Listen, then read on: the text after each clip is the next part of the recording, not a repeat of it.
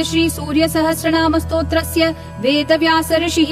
अनुष्टुप् छन्दः सविता देवता अभीष्ट सिद्ध्यर्थे जपे विनियोगः। अथ स्तोत्रम्। ओम विश्वविद् विश्वजित्कर्ता विश्वात्मा विश्वतो मुखः विश्वेश्वरो विश्वयोनिर्नियतात्मा जितेन्द्रियः कालाशयः कालकर्ता कालः कालनाशनः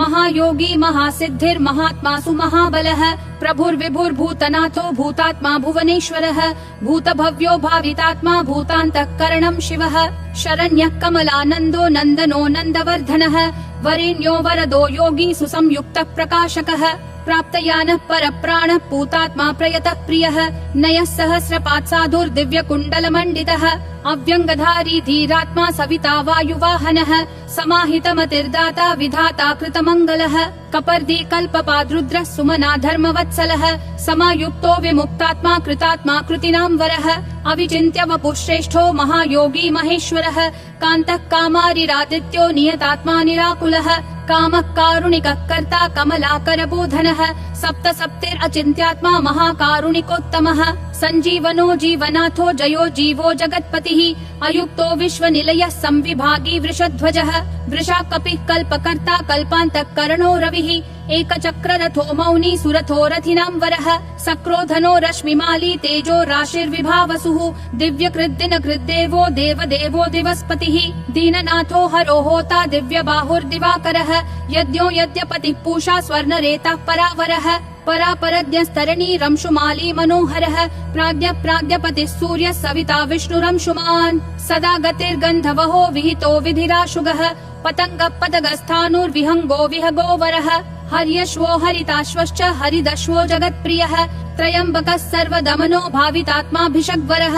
आलोककृल्लोकनाथो लोकालोक नमस्कृतः कालः कल्पान्तको वह्निः स्तपनः सम्प्रतापनः विरोचनो विरूपाक्षः सहस्राक्षः पुरन्दरः सहस्ररश्मिर्मिहिरो विविधाम्बरभूषणः खगप्रतर्दनो धन्यो हयगो वाग्विशारदः श्रीमान् शिशिरो वाग्मी श्रीपतिः श्रीनिकेतनः श्रीकण्ठः श्रीधरः श्रीमान् श्रीनिवासो वसुप्रदः कामचारी महामायो महोग्रो विदितामयः तीर्थक्रियावान् सुनयो विभक्तो भक्तवत्सलः कीर्तिकरो नित्यः कुण्डली कवची रथी हिरण्यरेता सप्ताश्व प्रयतात्मा परन्तपः बुद्धिमानमरश्रेष्ठो रोचिष्णुः पाकशासनः समुद्रो धनदो धाता मान्धाता कश्मलापहः तमोघ्नोध्वान्तः वह्निर्होतान्तःकरणो गुहः पशुमान् प्रयतानन्दो भूतेशः श्रीमतां वरः नित्योदितो नित्यरथः सुरेशः सुरपूजितः अजितो विजितो जेता जङ्गमस्थावरात्मकः जीवानन्दो नित्यगामी विजेता विजयप्रदः पर्जन्योऽग्निः स्थितिस्थेयः स्थविरोत्थ निरञ्जनः प्रद्योतनो रथारूढः सर्वलोक प्रकाशकः ध्रुवो मेषी महावीर्यो हंसः संसारतारकः सृष्टिकर्ता क्रिया हेतुर्मार्तण्डो मरुतां पतिः मरुत्वान्दहनः स्त्वष्टा भगो भर्गोर्यमा कपिः वरुणेशो जगन्नाथ कृतकृत्यः सुलोचनः विवस्वान् भानुमान् कार्यः कारणस्तेजसां निधिः असङ्गगामी तिग्मांशुर्धर्मांशुर्दीप्तिदितिः सहस्रदीदितिर्ब्रध्नः सहस्रांशुर्दिवाकरः गभस्तिमान् दीदितिमान् स्रग्वी मणिकुलद्युतिः भास्करः सुरकार्यज्ञः सर्वज्ञस्तीक्षतिदितिः सुरज्येष्ठः सुरपतिर्बहुज्ञो वचसां पतिः तेजो निधिर्बृहत् तेजा बृहत् कीर्तिर्बृहस्पतिः अहिमानूर्जितो धीमान् अमुक्तः कीर्तिवर्धनः महावैद्यो गणपतिर्धनेशो गणनायकः तीव्र प्रतापनस्तापि तापनो विश्वतापनः कार्तस्वरो ऋषिकेशः पद्मानन्दोऽतिनन्दितः पद्मनाभो मृताहार स्थितिमान् केतुमान्नभः अनाद्यन्तोच्युतो विश्वो विश्वामित्रो घृणिर्विराट् आमुक्त कवचो वाग्मी कञ्चुकी विश्वभावनः अनिमित्तगतिः श्रेष्ठः शरण्यः सर्वतोमुखः विगाही वेणुरसः समायुक्तः समाक्रतुः धर्मकेतुर्धर्मरतिः संहर्ता संयमो यमः प्रणतार्तिहरो वायुः सिद्धकार्यो जनेश्वरः नभो विगाहनः सत्यः सवितात्मा मनोहरः हारी हरिर्हरो वायुः ऋतुः कालानलद्युतिः सुखसेव्यो महातेजा जगतामेक कारणम् महेन्द्रो विष्णुतस्तोत्रम् स्तुति हेतु प्रभाकरः सहस्रकर आयुष्मान् आरोषः सुखदः सुखी व्याधिः सुखदः सौख्यम् कल्याणः कलतां वरः आरोग्य कारणम् सिद्धिर्वृद्धिर्बृहस्पतिः हिरण्यरेता आरोग्यम् विद्वान् ब्रध्नो बुधो महान् प्राणवान् धृतिमान् घर्मो घर्मकर्ता रुचिप्रदः सर्वप्रियः सर्वसः सर्वशत्रु विनाशनः प्रांशुर्विद्योतनोद्योतः सहस्र किरणकृति केयूरी भूषणोद्भासी भासितो भासनो नलः शरण्यार्तिहरो होता खद्योतः खगसत्तमः सर्वद्योतो भवद्योतः सर्वद्युतिकरो मतः कल्याणः कल्याणकरः कल्यः कल्यकरः कविः कल्याणकृत् कल्यवपुः सर्वकल्याणभाजनम् शान्तिप्रियः प्रसन्नात्मा प्रशान्तः प्रशमप्रियः उदारकर्मा सुनयः सुर्वाचा वर्चसोज्ज्वलः वर्चस्वी वर्चसामीशस्त्रैलोक्येशो वशानुगः तेजस्वी सुयशा वर्ष्मी वर्णाध्यक्षो बलिप्रियः यशस्वी तेजो निलयस्तेजस्वी प्रकृतिस्थितः आकाशगः शीघ्रगतिराशुगो गतिमान् खगः गोपतिर्ग्रह देवेशो गोमानेक प्रभञ्जनः जनिता प्रजनो जीवो दीपः सर्वप्रकाशकः सर्वसाक्षी योग नित्यो नभस्वानसुरान्तकः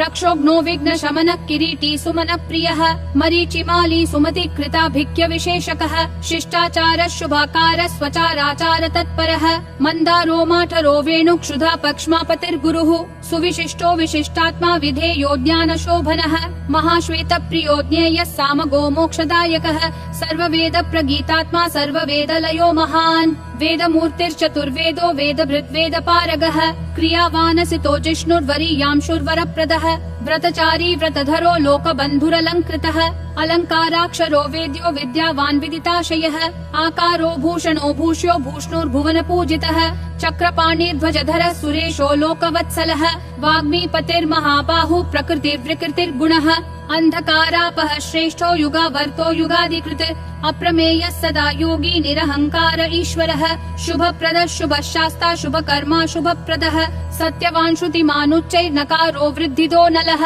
बलभृद्बलदो बन्धुर्मतिमान् बलिनां वरः अनङ्गो नागराजेन्द्र पद्मयोनिर्गणेश्वरः संवत्सर ऋतुर्नेता कालचक्र प्रवर्तकः पद्मेक्षणः पद्मयोनि प्रभावानमर प्रभुः सुमूर्ति सुमति सोमो गोविन्दो जगदादिजः पीतवासा कृष्णवासा दिग्वासास्त्विन्द्रियातिगः अतीन्द्रियोऽनेक रूप स्कन्द परपुरञ्जयः शक्तिमान् जलधृग्भास्वान् मोक्ष हेतुरयो निजः सर्वदर्शी जितादर्शो दुःस्वप्नाशुभनाशनः माङ्गल्यकर्ता तरणीर्वेगवान् कश्मलापहः स्पष्टाक्षरो महामन्त्रो विशाखो यजनप्रियः विश्वकर्मा महाशक्तिर्द्युतिरीशो विहङ्गमः विचक्षणो दक्ष इन्द्र प्रत्यूष प्रियदर्शनः अखिन्नो वेद निलयो वेद विद्विदिताशयः प्रभाकरो जितरिपुः सजनो ऋणसारथिः कुनाशी सुरतस्कन्दो महितोऽभिमतो गुरुः ग्रहराजो ग्रहपतिर्ग्रह नक्षत्रमण्डलः भास्करः सततानन्दो नन्दनो नरवाहनः मङ्गलोऽथ मङ्गलवान् माङ्गल्यो मङ्गलावहः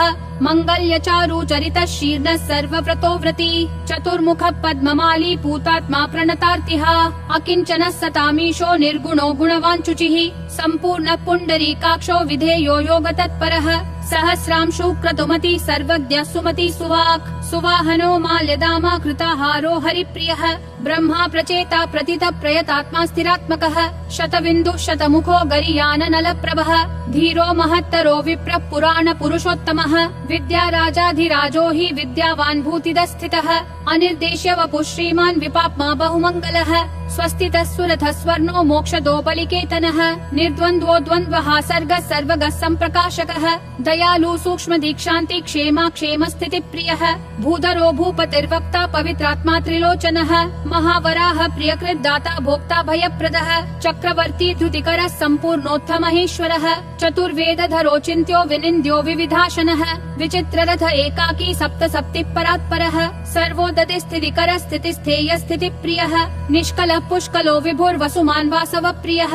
पशुमान् वासव स्वामी वसुधामा वसुप्रदः बलवान् ज्ञानवान् सत्त्वम् ओङ्कारस्त्रिषु संस्थितः संकल्पयो निर्दिनकृत् भगवान् कारणापहः नीलकण्ठो ध्यानदक्षश्चतुर्वेद प्रियं वदः वषट्कारोद्गात होता स्वाहाकारो हुताहुतिः जनार्दनो जनानन्दो नरो नारायणोऽम्बुदः सन्देहनाशनो वायुर्धन्वी सुरनमस्कृतः विग्रही विमलो विन्दुर्विशोको विमलद्युतिः द्युतिमान् द्योतना विद्युद् विद्यावान् विदितो बली घर्मदो हिमदो हासः कृष्णवर्त्मा सुताजितः सावित्री भावितो राजा विश्वामित्रो घृणिर्विराट् सप्तार्ची सप्ततुरग सप्तलोक नमस्कृतः सम्पूर्णोऽथ जगन्नाथः सुमना शोभन प्रियः सर्वात्मा सर्वकृत् सृष्टि सप्तिमान् सप्तमी प्रियः सुमेधा मेधिको मेध्यो मेधावी मधुसूदनः अंगिरः पति कालज्ञो धूमकेतुः सुकेतनः सुखी सुखप्रदः सौख्यं कामी कान्ति प्रियो मुनिः संतापनः संतपनः आतपस्तपसाम्पतिः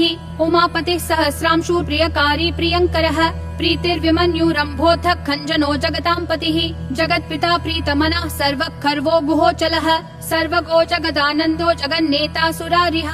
श्रेयः श्रेयस्करो ज्यायान् महान् उत्तम उद्भवः उत्तमो मेरुमेयोऽथ धरणो धरणीधरः धराध्यक्षो धर्मराजो धर्मा धर्म प्रवर्तकः रथाध्यक्षो रथगतिस्तरुणस्तनितो नलः उत्तरोऽनुत्तरस्तापि अवाक्पतिरपां पतिः पुण्य संकीर्तन पुण्यो हेतुर्लोकत्रयाशयः स्वर्भानुर्विगतानन्दो विशिष्टोत्कृष्ट कर्मकृत् व्याधि प्रणाशन क्षेम सूर सर्वजितांवरः एकरथो रथाधीश पिता शनैश्चरस्य हि वैवस्वत गुरुर्मृत्युर्धर्म नित्यो महाव्रतः प्रलम्बहारा संचारी प्रद्योतो द्योतितानलः संतापहृत् परो मंत्रो मंत्रमूर्तिर्महाबलः श्रेष्ठात्मा सुप्रिय शंभुर्मरुतामीश्वरेश्वरः संसार गति विच्चेत्ता संसारार्णवतारकः सप्तजिह्वः सहस्राची रत्नगर्भोपराजितः धर्मकेतुरमेयात्मा धर्मा धर्मवरप्रदः लोकसाक्षी लोकगुरुर्लोकेशश्चण्डवाहनः धर्मयूपो यूपवृक्षो धनुष्पाणिर्धनुर्धरः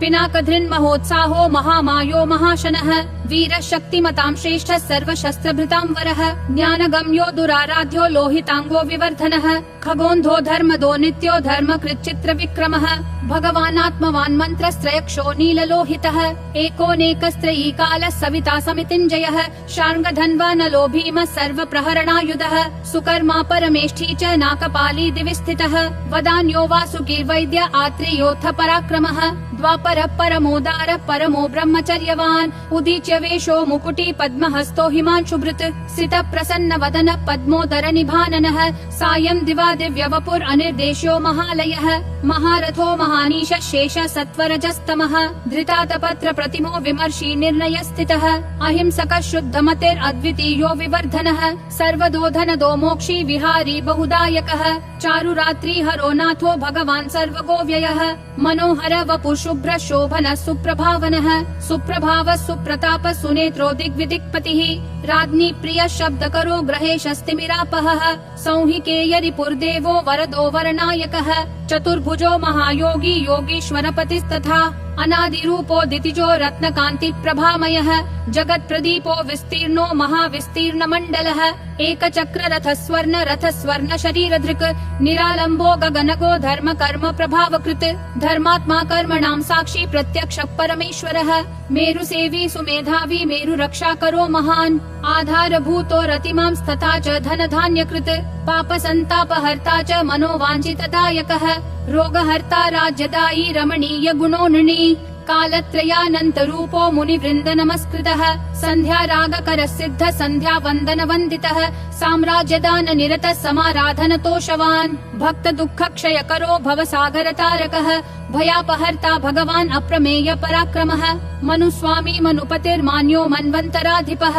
एतत्ते सर्वमाख्यातं यन्मां त्वं परिपृच्छसि नाम्नां सहस्रं सवितुः पाराशर्यो यदाहमे धन्यं यशस्यमायुष्यं दुःख दुःस्वप्ननाशनं बन्धमोक्षकरं चैव भानोर्नामानुकीर्तनात् यस्त्विदं शृणुयान्नित्यं पठेद्वा प्रयतो नरः अक्षयं सुखमन्नाद्यं भवेत् तस्योपसाधितं नृपाग्नितस्कर भयं व्याधितो न भयं भवेत् विजयी च भवेन्नित्यं अक्षयं परमाप्नुयात् कीर्तिमान् सुभगो विद्वान् स सुखी प्रियदर्शनः जीवेद्वर्षशतायुश्च सर्वव्याधि विवर्जितः नाम्नां सहस्रमिदं अंशुमतः पठेद्य प्रातः शुचिर्नियमवान् सुसमृद्धियुक्तः दूरेण तं परिहरन्ति सदैव रोगाः भूता सुपर्णमिव सर्वमहोरगेन्द्राः